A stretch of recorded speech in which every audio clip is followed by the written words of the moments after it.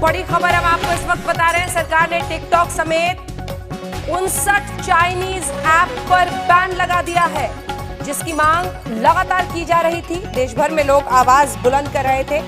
चीन के ऐप्स पर जिनका इस्तेमाल भारी तादाद में हिंदुस्तान में होता है, उनमें से सरकार ने टिकटॉक समेत 59 चाइनीज ऐप पर बैन लगाया है। चीन के साथ जो खूनी झड़प 15 जून की रात को गलवान घाटी में हुई है, उसके बाद से ही देश का मूड कुछ ऐसा है जिसमें लोगों को चीन और चीन के से व्यापार, चीन के ऐप्स का हिंदुस्तान में इस्तेमाल, इन सब पर खुलकर लोग रोष जाहिर कर रहे थे। बड़ी खबर इस वक्त की, और इस बड़ी खबर पर हमारे साथ राहुल श्रीवास्तव हमारे सहयोगी जुड़ रहे हैं। राहुल, बड़ी जानकारी आप दे रहे हैं। चीन पर केंद्र सरकार का ये बड़ा फैसला, जिसमें वो टिकटॉक सहित 59 चाइनीज ऐप्स पर बैन लगा रहे हैं। राहुल जी अंजना, बिल्कुल सही। इंफॉर्मेशन टेक्नोलॉजी मिनिस्ट्री के वरिष्ठ सूत्रों ने हमें बस कंफर्म कर दिया है कि 59 ऐप हैं चाइनीज, जिसमें टिकटॉक है जो कि बहुत पॉपुलर था, शेयरिट है, एक कैम स्कैनर नाम का बहुत प्रचलित ऐप है, वो भी बैन हुआ है। इसके अलावा हर तरह के वीडियो कॉल के लिए MI video call Xiaomi company चलाती थी, हेलो नाम का एक ऐप था, यूकैम, सीएम ब्राउजर्स, ये सारे के सारे बैन हो गए हैं।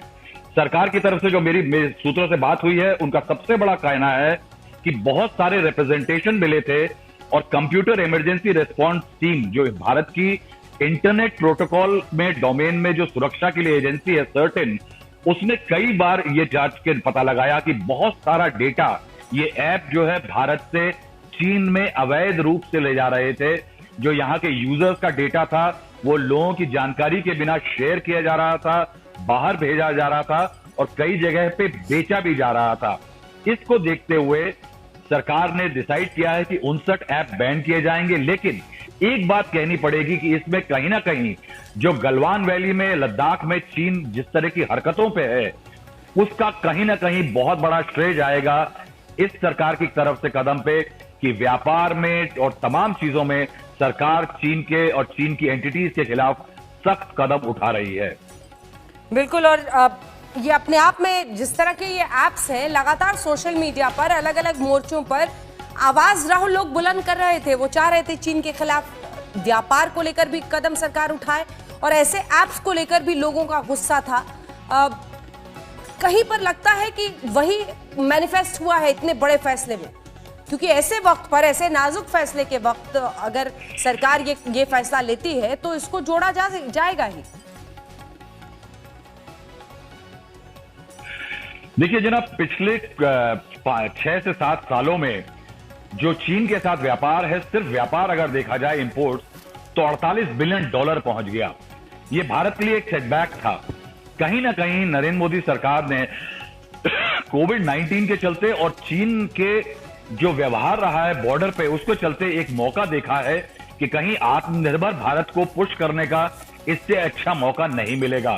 सरकार ने चीन को भी इशारा दिया है और सरकार की कोशिश यह है कि ये मौका ऐसा है जहां थोड़ी मुश्किलात आज होगी, लेकिन आगे चल के कहीं ना कहीं भारत में बनी हुई चीजें या भारत में बने हुए ऐप, भारत की इलेक्ट्रॉनिक कंपनियां, भारत का आईटी सेक्टर चीन के मुकाबले आगे बढ़ सकेगा और भारत में व्यापार और इन सब चीजों से जो फायदा हो रहा है, इकोनॉमिक फायदा हो रहा है चीन को, वो होना बंद होगा। शायद वो एक डेटरेंट होगा कि बिजनेस मंदा पड़ेगा तो चीन शायद बॉर्डर पे थोड़ा ठंडा पड़ेगा। पूरी लिस्ट अब राहुल दिखा रहे हैं, जिसमें टिकटॉक से लेकर शेयरिट, क्वाई, बहुत सारे उनके ऐप्स हैं। लेकिन टिकटॉक की लोकप्रियता में लगातार गिरावट आ रही थी, और हम लगातार ये भी दिखा रहे थे कि कितने सारे जो डाउनलोड्स हैं वो अब लोग अपने मोबाइल से हटा रहे थे उन ऐप्स को।